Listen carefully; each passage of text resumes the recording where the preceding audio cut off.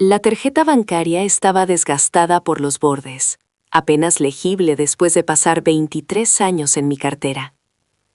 Mi madre la había presionado en mi palma la semana antes de morir. Sus frágiles dedos temblaban contra los míos. «Prométeme que solo la usarás cuando realmente no te quede nada», había susurrado.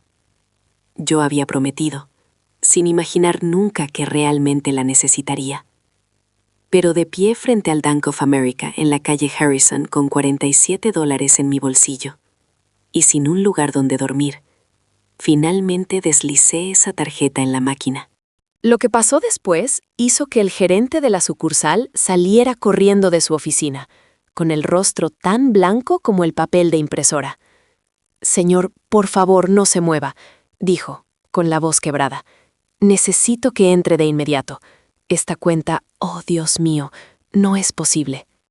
Mi nombre es Nathan Pierce. Tengo 45 años y hace 72 horas mi esposa Victoria me echó de nuestra villa en Riverside como si fuera basura de ayer. Se quedó con todo: la casa que ayudé a comprar, los autos, las cuentas de inversión, incluso el perro que salvé cuando era un cachorro. Su abogado, Preston Manning, me había sonreído desde el otro lado de esa mesa de conferencias de caoba como un tiburón que huele sangre. Señor Pierce, dado que todos los activos fueron adquiridos durante el matrimonio con los ingresos de la señora Pierce y considerando sus mínimas contribuciones financieras a lo largo de los años, usted se irá con exactamente lo que trajo a este matrimonio: nada. Victoria permaneció sentada en su traje de Chanel, revisando su teléfono mientras mi vida se desmantelaba. 15 años de matrimonio reducidos a una pila de papeles que firmé con mano temblorosa, porque no podía permitirme luchar. Mi salario de maestro había servido para nuestro estilo de vida, claro, pero sus ingresos como ejecutiva de tecnología habían pagado los grandes gastos. En las leyes de bienes comunitarios de California, el que gana más suele prevalecer, y yo había perdido de forma espectacular. Pero esa mañana en el cajero automático, todo cambió, y lo que descubrí sobre mi madre, sobre mi familia y sobre la mujer con la que me había casado estaba a punto de poner mi mundo patas arriba. Si disfrutas de esta historia, no dudes en hacer clic en el botón de suscripción y dejar un comentario abajo. Tu apoyo significa mucho, y leo cada comentario. Ahora, continuemos con lo que sucedió después.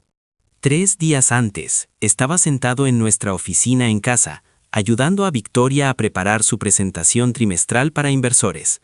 Eso era lo que hacía: apoyar su carrera, editar sus diapositivas, asegurarme de que tuviera todo lo que necesitaba. Había estado enseñando inglés en la escuela secundaria durante 28 años, llegando a casa todos los días con una esposa que ganaba 10 veces mi salario, y nunca me dejaba olvidarlo. «Nathan, ¿puede ser útil y buscar el cargador de mi computadora portátil?», había dicho Victoria, sin levantar la vista de su teléfono. Nada de cariño o mi amor, solo Nathan, como si yo fuera el servicio doméstico. Entré en nuestra habitación y fue entonces cuando los vi: papeles de divorcio cuidadosamente colocados en mi almohada, como un retorcido servicio de preparación de cama. Mi corazón se detuvo. Victoria apareció en el umbral de la puerta, con los brazos cruzados, con aspecto irritado de que los hubiera encontrado antes de que ella estuviera lista. «Tenemos que hablar», dijo como si estuviera programando una cita con el dentista. «Vic, ¿qué es esto?» «Es exactamente lo que parece. Estoy pidiendo el divorcio. Preston tiene todo preparado. Solo tienes que firmar». Me senté en el borde de nuestra cama, la cama donde habíamos dormido juntos durante 15 años, y traté de entender lo que estaba pasando. ¿Por qué? ¿Qué hice mal? Victoria se rió. Se rió de verdad. «No hiciste nada malo, Nathan. Simplemente eres insuficiente.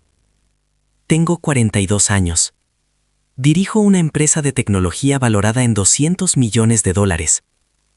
Y estoy casada con un profesor de secundaria que piensa que salir a cenar significa ir a Olive Garden. ¿Entiendes lo vergonzoso que es eso? Pensé que éramos felices. Te equivocaste. He sido infeliz durante años. Simplemente me cansé de fingir. Miró su reloj. Un Cartier para el que había borrado durante 3 meses para regalárselo en nuestro 10º aniversario. Preston me espera en su oficina. Terminemos con esto. La reunión fue brutal. Preston Manning se especializaba en divorcios de alto patrimonio para clientes adinerados que querían aplastar a sus futuros excónyuges. Había preparado el caso de Victoria con precisión quirúrgica. Todos los activos matrimoniales fueron adquiridos principalmente con los ingresos de la señora Pierce, explicó Preston, deslizando documentos sobre la mesa. La casa, comprada hace 12 años, el pago inicial totalmente procedente del bono de la señora Pierce, las cuentas de inversión totalmente financiadas por la señora Pierce, los vehículos, la señora Pierce, la propiedad vacacional en Lake Tahoe, la señora Pierce. Pero California es un estado de bienes comunitarios, dije. Mi voz sonaba débil incluso para mis propios oídos. ¿No me toca la mitad? Preston sonrió como si acabara de hacer una broma. En teoría, sí, pero la señora Pierce está dispuesta a ser generosa. Le dará $50,000 como acuerdo, siempre y cuando firme hoy, y renuncie a todas las futuras reclamaciones sobre sus activos e ingresos. $50,000. 15 años de matrimonio reducidos a menos de $3,500 al año. Esto es una locura, dije, mirando a Victoria. Vic, diles que esto es una locura. Ella estaba leyendo algo en su teléfono, ni siquiera escuchando. Solo firma Nathan. Preston tiene otra cita a las 4 p.m. Necesito tiempo para conseguir mi propio abogado. Preston se inclinó hacia adelante, su voz bajando a algo que no era del todo una amenaza, pero que lo parecía. Señor Pierce, permítame ser claro. Si obliga a la señora Pierce a llevar esto a los tribunales, lo enterraremos. Demostraremos que sus contribuciones financieras a este matrimonio fueron insignificantes. Traeremos testigos que testificarán sobre su falta de ambición, su conformidad con la mediocridad. Cuando hayamos terminado, se irá sin nada más que deudas por sus honorarios de abogado. La oferta de $50,000 expira cuando salga de esta habitación. Miré a Victoria por última vez, esperando ver un rastro de la mujer de la que me había enamorado en una cafetería hace 16 años, la estudiante que me había dicho que admiraba a los maestros porque cambiaban vidas por algo más valioso que el dinero. Pero esa mujer había desaparecido, si es que alguna vez existió. Firmé cada página sin leerlas. Buena elección, dijo Preston, deslizándome un cheque. La señora Pierce ha arreglado una habitación de hotel para usted hasta el final de la semana. Después de eso, estará por su cuenta. Victoria se levantó, alisándose la falda. Empaqué algo de su ropa. Está en el garaje. Mi código de seguridad ha sido cambiado, así que no intente volver a casa. Preston se encargará de todo lo demás. Salió sin mirar atrás. 15 años y ni siquiera pudo despedirse. El hotel que Preston había reservado era un Motel 6 junto a la carretera, el tipo de lugar donde la máquina de hielo estaba rota y las paredes eran lo suficientemente delgadas como para escuchar cada conversación en las habitaciones adyacentes.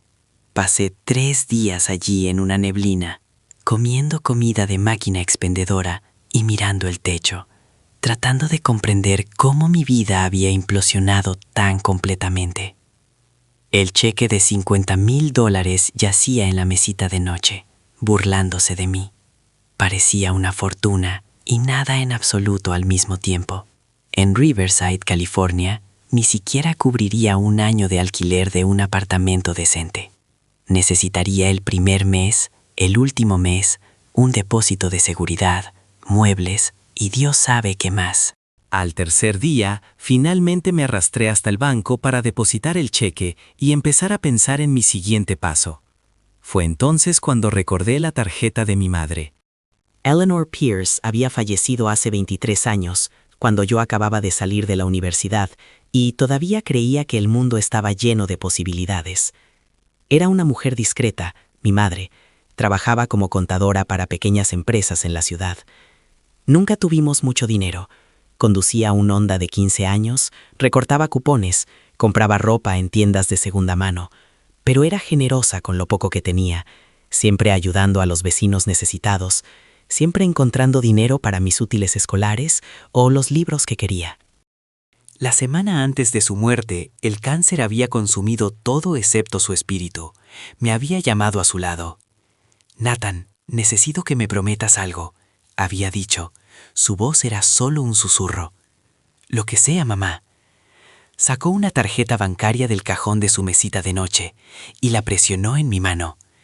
«Es de una cuenta que abrí hace años. El PIN es tu fecha de nacimiento, mes y día. Prométeme que solo la usarás cuando realmente no te quede nada, cuando estés en tu punto más bajo y necesites ayuda». Yo había prometido, confundido pero sin querer contrariarla. «Mamá, ¿qué cuenta? ¿Qué dinero?» «Lo entenderás cuando llegue el momento. Solo prométemelo». «Lo prometo». Falleció 2 días después. Había guardado la tarjeta en mi cartera y me había olvidado de ella, asumiendo que tal vez era una pequeña cuenta de ahorros con unos pocos miles de dólares que ella había logrado guardar. Nunca la había revisado. Se sentía mal de alguna manera, como si estuviera admitiendo que necesitaba la ayuda de mi madre fallecida. Pero de pie frente a ese Bank of America en la calle Harrison, sin tener literalmente nada, finalmente saqué esa tarjeta bancaria desgastada. La banda magnética apenas era legible después de 23 años en mi cartera. La deslicé en la máquina, esperando a medias que fuera rechazada. «Por favor, introduzca su PIN». Escribí 0724, mi fecha de nacimiento, 24 de julio. La máquina se quedó más tiempo de lo habitual, como si estuviera pensando intensamente en algo. La pantalla se puso negra. Luego parpadeó. «Por favor, consulte a un banquero inmediatamente». Se me encogió el corazón. Genial. La cuenta probablemente estaba cerrada o marcada por fraude o algo así. 23 años era mucho tiempo. Por supuesto, no funcionaría. Estaba a punto de irme cuando la puerta principal del banco se abrió de golpe. Un hombre de traje, probablemente de unos 50 años, con su placa que decía Douglas Chen, gerente de sucursal, prácticamente corrió hacia mí. «Señor», dijo, respirando con dificultad como si hubiera esprintado por el edificio. «Señor, por favor, no se mueva. Necesito que entre de inmediato». «¿Hay algún problema?» Su rostro estaba pálido, sus manos temblaban ligeramente. «La cuenta a la que acaba de acceder. Necesito verificar algo, por favor, es urgente». Lo seguía dentro, confundido y cada vez más preocupado. ¿Había mi madre estado involucrada en algo ilegal de alguna manera? ¿Estaba esta cuenta ligada a un fraude? Douglas me llevó más allá de las ventanillas de los cajeros a una oficina privada en la parte trasera. Me indicó que me sentara, luego cerró la puerta y abrió algo en su computadora. Sus dedos temblaban literalmente mientras escribía. «Señor, ¿puedo ver una identificación?» Le entregué mi licencia de conducir. La comparó con algo en su pantalla, luego me miró como si fuera un fantasma. «Señor Pierce, ¿cuándo fue la última vez que accedió a esta cuenta?» «Nunca. Mi madre me dio la tarjeta hace 23 años, justo antes de morir. Nunca la usé». Douglas se hundió en su silla, pasándose la mano por el pelo. «Señor Pierce, la cuenta a la que acaba de intentar acceder, el saldo es de 47.3 millones de dólares». Esas palabras me golpearon como un puñetazo físico. Incluso me reí de lo absurdo que era. Eso es imposible. Mi madre era contadora, conducía un coche de 15 años, vivimos en un apartamento de 2 habitaciones toda mi infancia. «La cuenta se abrió en 1985, continúa Douglas. Su voz aún temblaba. El depósito inicial fue de $50,000. Permaneció aquí intacto durante 40 años, acumulando intereses compuestos. Pero eso no es lo que lo hace extraordinario». Giró la pantalla de su computadora hacia mí. Vi un documento con el nombre de mi madre, Eleanor Marie Pierce, en la parte superior. Su madre no era solo contadora, señor Pierce. Según estos documentos, ella era la accionista principal de una entidad llamada Sterling Financial Holdings. ¿Le suena ese nombre? Negué con la cabeza, sintiéndome como en un sueño. Douglas mostró otro documento. Sterling Financial Holdings fue una firma de capital de riesgo fundada en 1980. Realizó inversiones tempranas en varias empresas tecnológicas que se convirtieron en gigantes de la industria. Microsoft, Apple, Oracle. La inversión inicial de $50,000 de su madre creció exponencialmente. «Eso no es posible. Mi madre nunca mencionó nada de esto». Según estas notas, ella solicitó específicamente que no se le informara de esta cuenta hasta que la consultara. Hay una carta aquí que debía entregársele. Abrió un cajón del escritorio y sacó un sobre sellado que parecía haber estado allí durante décadas. La letra de mi madre en el frente. Para Nathan, cuando más lo necesite. Mis manos temblaban al abrirlo. El papel interior estaba amarillento por el tiempo, pero las palabras eran claras. Mi queridísimo Nathan, si estás leyendo esto, significa que finalmente has usado la tarjeta. Significa que has tocado fondo. Y lamento no estar allí para ayudarte a superarlo, pero tal vez de alguna manera sí lo estoy.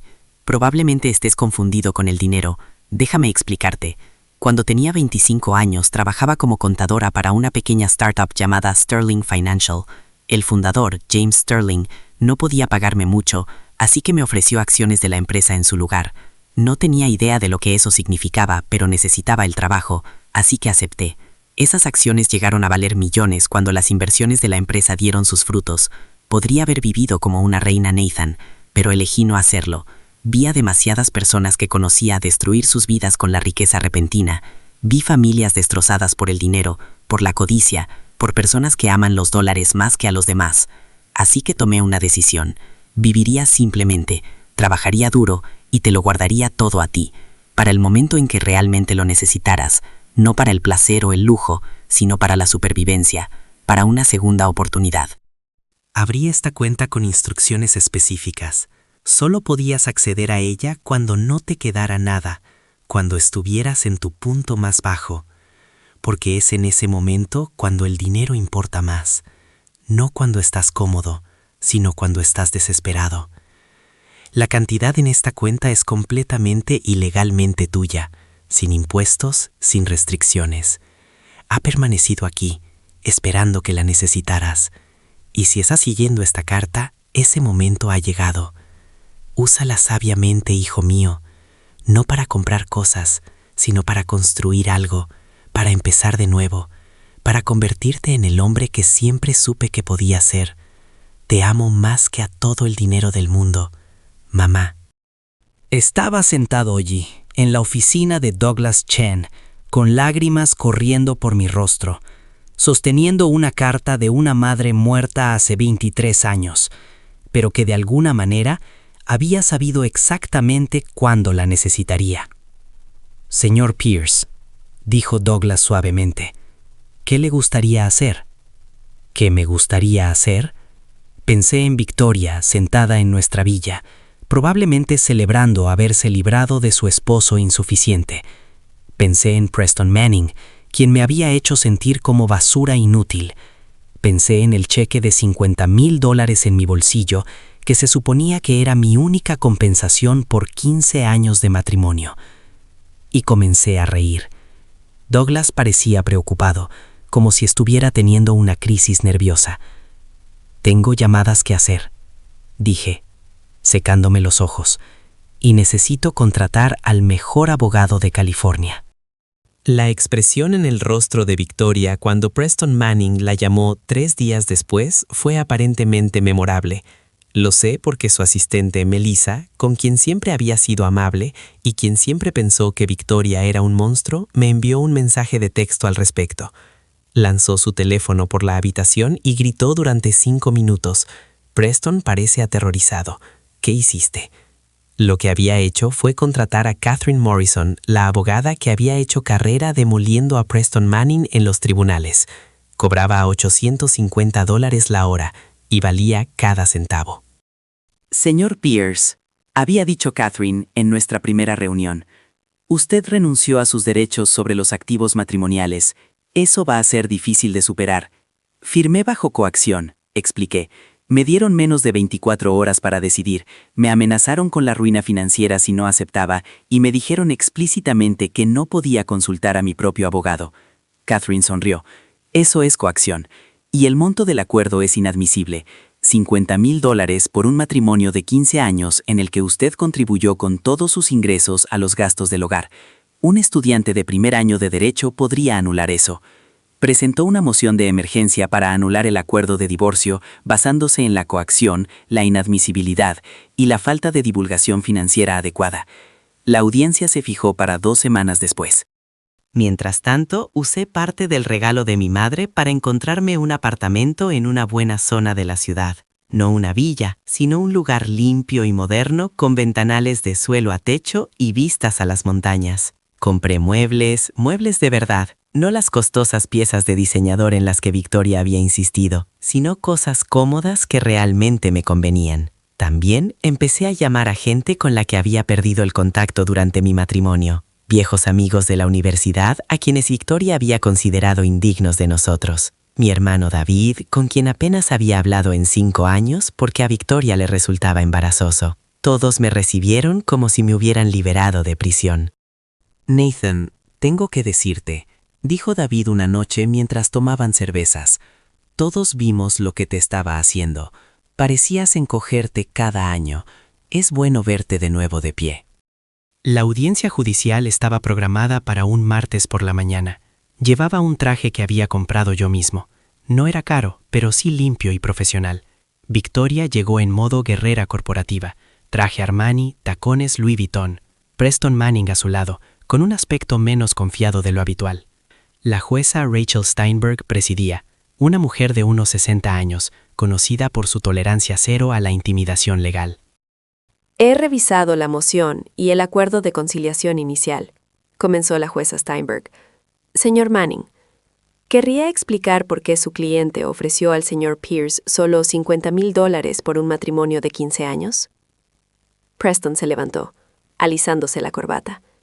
Su señoría, el acuerdo reflejaba las contribuciones financieras relativas al matrimonio. La señora Pierce ganaba significativamente más, y yo puedo leer. Señor Manning, lo interrumpió la jueza Steinberg, lo que me preocupa es el cronograma. Al señor Pierce se le dio menos de 24 horas para aceptar o rechazar la oferta. Se le dijo explícitamente que no podía consultar a su propio abogado, y se le amenazó con la ruina financiera si iba a juicio. ¿Le parece esto una negociación de buena fe? Preston se agitó incómodamente. Intentábamos acelerar el proceso, su señoría. Ustedes intentaban forzar un acuerdo, corrigió la jueza. Señorita Morrison, su moción para anular el acuerdo es concedida. Procederemos a juicio para determinar una división de activos adecuada. El rostro de Victoria se puso rojo. Se inclinó para susurrarle algo a Preston, quien negó con la cabeza y le susurró en respuesta. Se levantó bruscamente.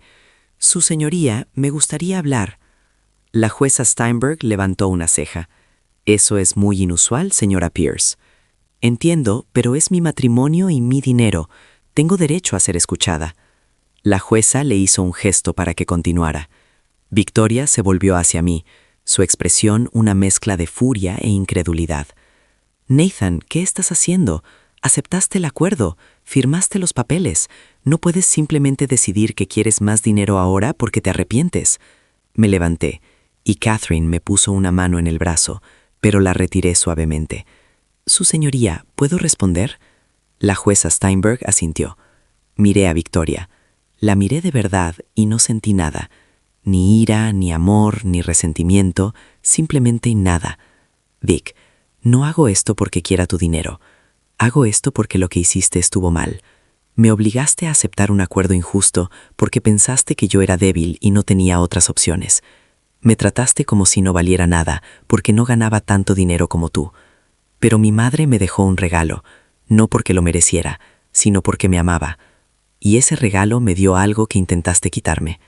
Opciones. Los ojos de Victoria se entrecerraron. ¿Qué regalo? Una herencia, dije simplemente. Suficiente para que no necesite tus $50,000. Suficiente para que pueda permitirme los mejores abogados y luchar en los tribunales todo el tiempo que sea necesario. Preston Manning se levantó rápidamente. Su señoría, la riqueza recién descubierta del señor Pierce es irrelevante para la división de bienes matrimoniales. De hecho, señor Manning, dijo Catherine, levantándose también, es extremadamente relevante. Demuestra que sus amenazas de ruina financiera eran vacías. Mi cliente ya no lucha por su supervivencia, lucha por principios. La jueza Steinberg observó el intercambio con un interés manifiesto. Este asunto irá a juicio. Ordeno a ambas partes que presenten una divulgación financiera completa, incluyendo todos los activos adquiridos antes, durante o después del matrimonio. Nos reuniremos de nuevo en 60 días. El juicio duró 3 semanas y fue magnífico. Catherine Morrison desmanteló cada argumento presentado por Preston Manning. Trajo testigos que testificaron sobre mis contribuciones a la carrera de Victoria, las cenas que había organizado para sus clientes, las presentaciones que había editado, el hogar que había administrado para que ella pudiera concentrarse en su trabajo. Trajo expertos financieros que testificaron que $50,000 por 15 años eran inadmisibles y punitivos. Trajo terapeutas que testificaron sobre los efectos psicológicos de las tácticas de negociación coercitivas. Preston luchó con ferocidad, pero fue superado. Catherine fue implacable y preparada. El día del veredicto, la sala del tribunal estaba llena. La jueza Steinberg leyó su decisión sin preámbulo.